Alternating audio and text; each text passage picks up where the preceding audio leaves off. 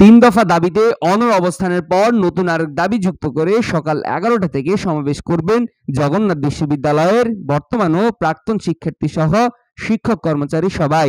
শুক্রবার দ্বিতীয় দিনের মতো কাকরাইল মোড়ে অবস্থানরত শিক্ষার্থীরা জানান, 14ই মে শান্তিপূর্ণ কর্মসূচিতে পুলিশের হামলার পরও কোনো ব্যবস্থা নেয়নি প্রশাসন। প্রধান উপদেষ্টার কার্যালয় থেকে দেখা করতে আসেননি কোনো প্রতিনিধি। এই সমাবেশের পর পূর্ব ঘোষণা অনুযায়ী 3 দফা দাবির সঙ্গে আরো 1 দফা দাবি যুক্ত করে 4 দাবিতে বাদ-জুমা গণ অনশন কর্মসূচি করবেন তারা।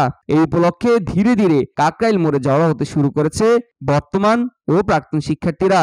এর আগে শিক্ষার্থী ও শিক্ষকরা 70% শিক্ষার্থীদের জন্য আবাসিক বৃত্তি, বিশ্ববিদ্যালয়ের জন্য প্রস্তাবিত বাজেটে কাটছাট না করা ও স্থায়ী দ্বিতীয় ক্যাম্পাস প্রতিষ্ঠা, এই 3 দাবিতে গেল 14 মে প্রধান উপদেষ্টার কার্যালয় অভিমুখে লং মার্চ করায় শিক্ষার্থী ও শিক্ষকদের উপর পুলিশের হামলার চালানোর ঘটনাকে কেন্দ্র করে কাকরাইল মোড়ে অবস্থান নেয় শিক্ষার্থীরা।